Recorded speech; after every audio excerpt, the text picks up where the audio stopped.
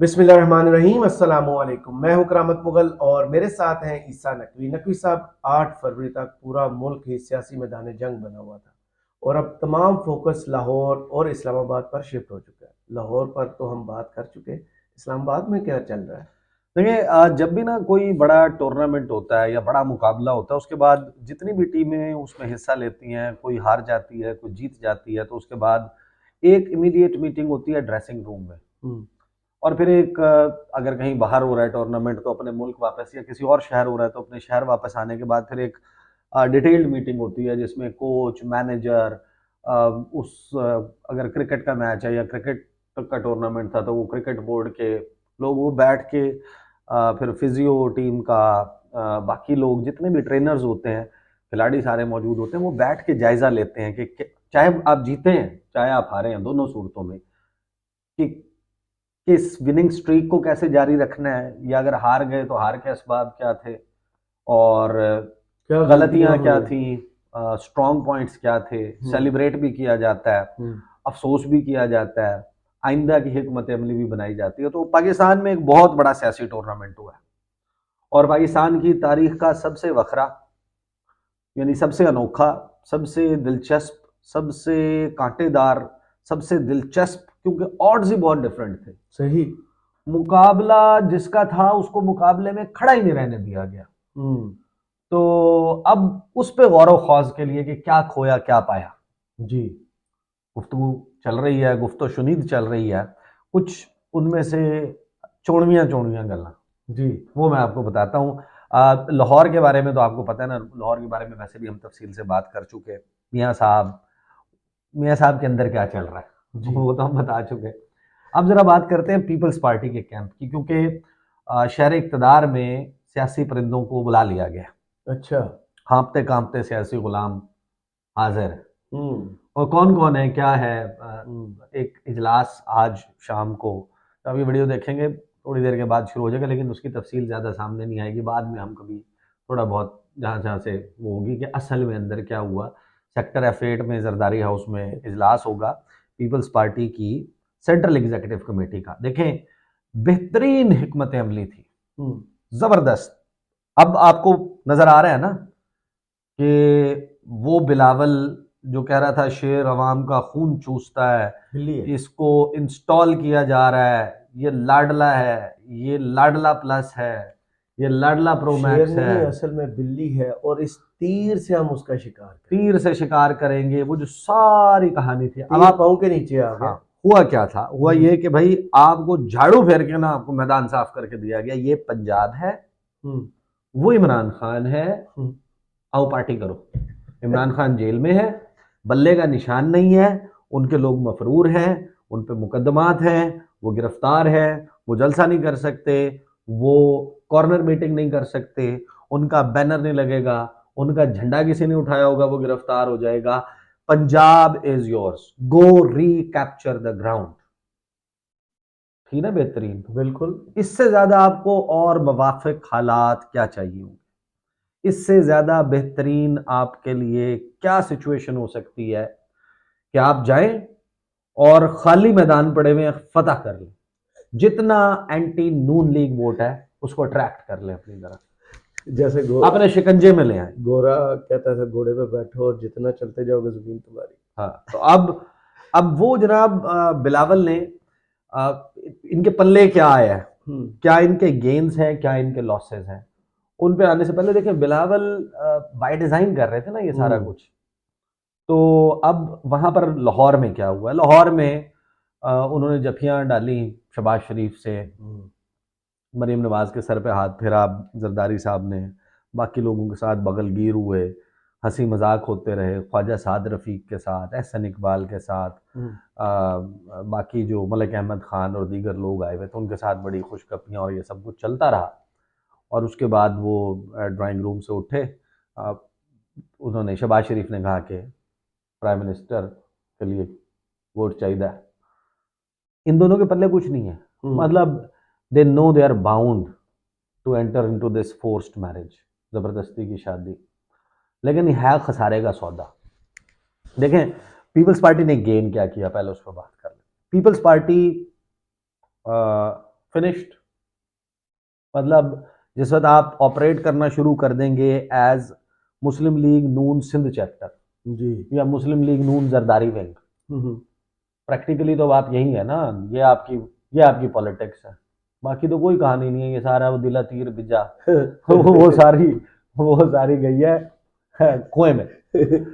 तो जैसे उनका बयानिया गया है, इनका सब कुछ गया है। लेकिन देखें प्रैक्टिकली सिंध भी नहीं ले सकते जी। 3 बारियां लगाने के बाद जो सूरत हाल ऑन ग्राउंड, जो महंगाई, गुर्बत, बेरोजगारी, पसमानदगी, ये सब कुछ, कोई भी जमात जाए इतना बड़ा वैक्यूम है, इतना बड़ा वैक्यूम है, खला है, लेकिन उसको उन्होंने जकड़ा हुआ है सिस्टम को ऐसे कि हिलने नहीं देंगे। उन बिलावल की कैंपेन क्यों सिंध में नजर नहीं आ रही थी? Because he was so sure and certain, उनको अश्योरेंस मिली हुई थी कि भाई this is in your place. पीर साहब अच्छे सन, तवीज अच्छे सन। हाँ, अब खैबर पख्तूनख्वा की मुहिम उन्होंने चलाई आगाज में और कट शॉर्ट कर दी जी, क्योंकि उनको मालूम था कि भाई यहाँ पे इमरान खान के खिलाफ तकरीर करनी पड़ेगी अगर इधर वोट अट्रैक्ट करना है, उधर तो नून लीग का वोटर ही नहीं है। उधर जाके मैं नून लीग के खिलाफ वोट कर तकरीर करके क्या मुझे मिल रहा है? मैं वहां जाके नून लीग के खिलाफ तकरीर करूंगा जहां पे एंटी नून लीग वोटर, क्योंकि वो तो पीटीआई का डाई हार्ड सपोर्टर है, यहां पर मैं थोड़ा सा पंजाब में इनके ऊपर रंदा भी फिरा है तो कम चुप के रखना, थोड़ा सा वो करता हूँ। सिंध के हवाले से उन्होंने रीगेन किया है और ज्यादा मजबूती के साथ किया। सिंध में सिर्फ कराची में आपको एमक्यूएम की 14-15 नशिस्तें नजर आ रही है ना, वहां पे चले आप, कराची में इतना वो नहीं कर सके, हालांकि जरदारी साहब ने दावा किया था कि कराची स्वीप करेंगे जी, कराची सारी सीटें जीतेंगे। पंजाब के हवाले से उनका 35 का जब पूछा गया था कि 35 सीटें ले लेंगे, उन्होंने कहा था नहीं इतना बड़ा मैं नहीं बोलता, लेकिन हम आपको सरप्राइज देंगे जी। तो पंजाब में क्या हुआ? वो जो रीकाउंट कर लेना, ओरिजिनल रिजल्ट निकाल लेना मेहरबानी कुरैशी का जी, वो बैरिस्टर तैमूर मलिक वाले हल्के का और उसका यूसुफ रजा गिलानी वाला ओरिजिनल निकाल लेना, लग जाएगा पता। एक पूरे पंजाब में वाहिद सीट जहां पर, क्योंकि राजा परवेज अशरफ को मैं अब पीपल्स पार्टी का उम्मीदवार नहीं समझता। वो क्यों? He is unelectable. वो अगर अकेला भी बंदा खड़ा होगा ना बतौर प्राइम मिनिस्टर, उन्होंने जो वहां पर अपने हल्के में काम करा दिए, अब आपके पास एक सहूलत थी, आपने वो कर दिया, और जो भी बंदा प्राइम मिनिस्टर रहा हो ना, बहरहाल उसके बारे में एक वो होता है कि यार ये अगर इलेक्ट होगा ना, ये कुछ बनेगा तो हमारा काम करवा देगा, सही, इसके चांस हैं कि ये कुछ बन सकता है, तो उसको एक छोटा सा एज वो भी होता है। अदरवाइज पीपल्स पार्टी के साथ क्या हुआ? नदीम अफजल चंद से मैंने पूछा, हाँ जी, क्योंकि नदीम अफजल चंद का टक्कर का मुकाबला हुआ था, तगड़ा मुकाबला हुआ था। नदीम अफजल चंद ने मेरे प्रोग्राम में कहा भाई मुकाबला तो मेरा और पीटीआई वाले का था ही नहीं कोई हमारे मुकाबले में। वो मुख्तार भरत, बेशक उसने पहले जितने मर्जी वोट लिए हो, इस मर्तबा तो था ही नहीं। अच्छा, कैंपेन में ही नहीं था, हवा ही नहीं थी हल्के में, कोई वो नहीं थी सूरत हाल। मेरे कहते हैं 87,000, 60-65,000 पीटीआई वाले के, और उसके 1,08,000, तो वो बन गया। देख रहे नून लीग के हाथ से क्या क्या निकल गया, गुजरांवाला, सरगोदा, फैसलाबाद, तो यानी जहां पर आप सोचते नहीं थे कि यार यहाँ पे कोई सूरत हाल होगी, और जहां जीते हैं वहां पर कैंडिडेट्स को पता है कि वो के हमारी क्या वक़्त है, और maybe this is our last inning. सियासी बड़े बड़े खानवादे जो है ना, वो आपको अगले जब भी इलेक्शन होंगे और थोड़े से भी फ्री एंड फेयर हो गए, वो खत्म हो जाएंगे। जैसे परवेज खटक साहब के साथ हुआ, 7 टिकटें दी थी अपनी फैमिली, तो their politics is done and dusted. Absolute. अब पीपल्स पार्टी ने आज बैठ के क्या करना है, कहानी ये बनानी है। 2-4 चीजें हैं बुनियादी उनके लॉसेस में ना। एक सबसे बड़ा लॉस क्या है पीपल्स पार्टी अब फ्रॉम नाउ ऑनवर्ड्स कभी भी इस्टेब्लिशमेंट की मदद के बगैर इलेक्शन जीत के हुकूमत बनाना तो दरकिनार एक मजबूत अपोजिशन भी नहीं बना सकते। बिल्कुल, मैं आपको बड़े दावे से कह रहा हूं, बिल्कुल ऐसा ही है, नो डाउट। वो एक तगड़ी अपोजिशन भी नहीं बना सकती जब तक उनके सर के ऊपर दस्त शफकत ना हो। और ये तो पूरी जिंदगी पूरी अपनी सियासत में रोना रोते रहे कि हम एंटी इस्टेब्लिशमेंट हैं, हम अवाम ताकत का सरचश्मा है। ये तो जरदारी साहब ने इंकशाफ किया इसी इलेक्शन कैंपेन के दौरान एक इंटरव्यू में कि पीपल्स पार्टी का का हमेशा एहतराम रहा है और इस्टेब्लिशमेंट कभी हमारी मुखालिफ नहीं। बल्ले। उन्होंने कहा कि हमारा हमेशा बड़ा अच्छा रिलेशनशिप, वर्किंग रिलेशनशिप और ये रहा है और हमारे लिए रिस्पेक्ट रही है। और एक और उन्होंने एक्सेप्टेबिलिटी कि हमारी कबूलियत रही है इस्टेब्लिशमेंट की तरफ। हालांकि ये सबको मालूम है कि एक बड़ा बाद में ये चीज़ें सामने आई थी ना, मोहतरमा बेनज़ीर भुट्टो जब पहली मरतबा प्राइम मिनिस्टर बनी थी तो सवाल एक बड़ा आया था कि हम इस खातून को कैसे सल्यूट मारेंगे। पहली मरतबा ये एक बहुत बड़ा प्रॉब्लम था उस वक्त। और जरदारी साहब ने दावा किया, जरदारी साहब ने काया पलट दिया, पीपल्स पार्टी को उन्होंने कर दिया खत्म। काया नहीं, पूरी पार्टी खत्म, नाम चेंज कर दें, नया मैनिफेस्टो रखें, ये भी एक तर्ज सियासत है। आई एम नॉट सेइंग कि ये कोई, but this is not People's Party. जो पीपल्स पार्टी थी वो कुछ और थी। ये मफाहमत का बादशाह, जोड़ तोड़, ड्राइंग रूम में बैठ के खरीद लिया, बेच दिया, तुझे ये दे देंगे, तुझे वो दे देंगे, सिस्टम, कराची वाला सिस्टम, फलाना ढिमकाना, ये वो पार्टी है। अब बात यह है कि अब कहानी ये करनी है कि जिस उसने कही थी कि जनाब प्राइम मिनिस्टर का कैंडिडेट हमारा होगा, वो नंबर गेम में आएंगे तो फिर देखेंगे, हम देखेंगे हमारा प्राइम मिनिस्टर होगा। और ये दो टेन्योर की बातें चल रही हैं कि एक 5 साल को हम दो में हिस्सों में तकसीम करते हैं। पहले हिस्से में शहबाज शरीफ को वज़ीर आज़म बना लेंगे, दूसरे हिस्से में बिलावल भुट्टो को बना लेंगे। इनकी सेंट्रल एग्जीक्यूटिव कमेटी ने, बिलावल ने इस कैंपेन का, इस सारी कहानी के दौरान बड़ी कोशिश की कि वो डोमिनेट होने की पार्टी के डिसीजंस के हवाले से। जरदारी साहब ने भी उन्हें पूरी बातें नहीं बताई हुई थी ना। और फिर वो पंजाब का रुख कर दिया कि जा फिर अब यहाँ पे परफॉर्म करके देखा। अब बिलावल को पता चल गया कि भाई मैंने पंजाब में जाके तकरीरें करके गला फाड़ फाड़ 15,000 वोट लिए, फेफड़ों का जोर लगा के अपनी सीट निकालना तो दरकिनार, यानी कि किसी और की सीट निकालना तो दरकिनार, मेरी तो अपनी सीट नहीं निकली। यही नून लीग कह रही थी ना, ट्रक भर के अरबों रुपए भेज दिया, वोट खरीदे जा रहे हैं, पैसा सिंध का आवाम का टैक्स का पैसा लुटाया जा रहा है। ये सारी कैंपेन के दौरान ये एक दूसरे के ऊपर तनकीद के नश्तर बरसा रहे थे जी। वो सबको पता है कि वहां पर लाहौर वाले हल्के में और अदरवाइज पंजाब में पीपल्स पार्टी के साथ क्या हुआ है। बिलावल ने जिस वक्त कहा था ना कि मैं सदर जरदारी का घर में पाबंद हूँ, अच्छा, हुक्म का हाँ। मैं सियासी मामलात में सदर जरदारी का पाबंद नहीं हूँ, मैं जो है वो अवाम की तरफ और सेंट्रल एग्जीक्यूटिव कमेटी की तरफ देखूंगा। झूठ है।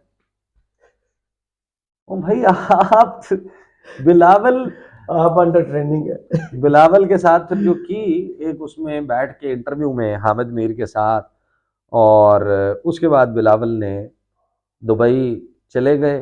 फिर जाते हुए उन्होंने अपनी डीपी चेंज की, माँ के साथ डीपी लगाई ट्विटर के ऊपर, और ट्वीट्स वगैरह सब ख़त्म। और फिर पार्टी के अंदर एक खलबली मच गई, मीडिया में चैमगोइयाँ होने लगी, वीडियोज़ आ रही हैं, सोशल मीडिया के ऊपर हंगामा मचा हुआ है। और फिर एक तस्वीर आती है जिसमें बिलावल विद फैमिली, सबने काले कपड़े पहने हुए, और एक मुस्कुराहट के साथ तस्वीर के, नहीं एवरीथिंग इज़ ऑल राइट। तो जाहिर है कि बाप की मोहब्बत को तो आप चैलेंज नहीं कर सकते ना। Zardari would be the last person standing next to Bilawal. जहाँ बाप बेटे की बात है कि सबसे ज्यादा ख्वाहिश कि ये प्राइम मिनिस्टर बन जाए और मैं इसको बनता देख लूँ, वो आसिफ जरदारी की होगी। बट गो अबाउट क्या है वो, अब गो अबाउट ये है कि आपने गेम करनी है, और वो गेम अवाम की गेम नहीं है। और अब इसमें इसकी एंडोर्समेंट इन फैसलों की ली जाएगी सेंट्रल एग्जीक्यूटिव कमेटी में, और बड़े बड़े बुजुर्ग बाबे, एजेड, जिनके सर के ऊपर अब आपको एक काला बाल नहीं नजर आता, आप देखते हैं, यानी कि आपको हैरानी होती है। फरतुल्ला बाबर, ताज हैदर साहब, उसके बाद रजा रबानी, और ये लोग जो जो कितनी स्ट्रॉन्ग पोजीशंस लेते हैं, but when it comes to the party decision making, ये हफ्ते कांपते सियासी गुलाम है। Decisions are taken, they are told and they endorse. बस ये आपका किरदार है टोटली। और रबर स्टैंप्स है। एक सी आवाज जो आवाज लगाता है, जो कोई इधर उधर की बात करता है, उसको ठुड्डा मार के बाहर निकालते हैं भाई, खत्म। किधर गए लतीफ खोसा साहब? ओ नहीं, जिस वक्त जरदारी साहब ने पार्टी टेक ओवर की थी, उसके बाद क्या हुआ था? नहीं, उसके बाद कितने लोग गए? उसके बाद ये पीपल्स पार्टी के लोग, ये जो बाद में आए तो कहते भल सफाई चल रही है भाई, गंद निकाल के बाहर फेंक रहे, वेरी गुड, ताकि पानी का बहाव तेज हो। तो ये अब ये बैठेंगे सियासी परिंदे और ये बैठ के उनके एंडोर्समेंट्स लेंगे, but again it's there party, it's their choice. Pakistan में एक बहुत विजिबल चेंज आ चुकी है। ये 90s वाला पाकिस्तान नहीं है। सही। ये पाकिस्तान है इंस्टाग्रामर्स का, टिकटॉकर्स का, फेसबुक पे बैठे हुए लोगों का, यूट्यूब पे बैठे हुए सोशल मीडिया इस्तेमाल करने वाले लोगों का। आपकी कही हुई एक बात आपके सामने, खान साहब के सामने नहीं आती, किसी और के सामने नहीं आती, सबके सामने आती है। अब आपको लोगों को फेस करना पड़ेगा, अब आपको पब्लिक को एंगेज करना पड़ेगा। अब ये ड्राइंग रूम में बैठ के जो आप अपनी मैदान में खाई हुई शिकस्त को ड्राइंग रूम में बैठ के फतह में तब्दील कर रहे हैं, it is another feather in your cap. एक और आपकी बदनामी का दाग और पर, फेदर इन द कैप तो चले बड़ा पॉजिटिव होता है ना, एक और आपके ऊपर टीका जो है वो लग गया। इसको धोएंगे कैसे, कब जाके धुलेगा भाईजान? ये वाले जो दाग है ना, ये तो वो जो सर्फ का इश्तिहार है उसकी बात नहीं करी, तो तेजाब से नहीं धुलते, इनको तो उखाड़ के फेंकना पड़ेगा। सही। तो ये इस वक्त People's Party, such a big political party, comes down like this. सही। और मलबा अब आपको नजर आ रहा है पंजाब में, अब कोई चांस भी नहीं, कोई चांस भी नहीं। बहुत शुक्रिया ईसा नकवी आपके तजिए का। कमेंट्स बॉक्स में जरूर बताइएगा वीडियो आपको कैसी लगी। इजाजत दीजिए। अल्लाह।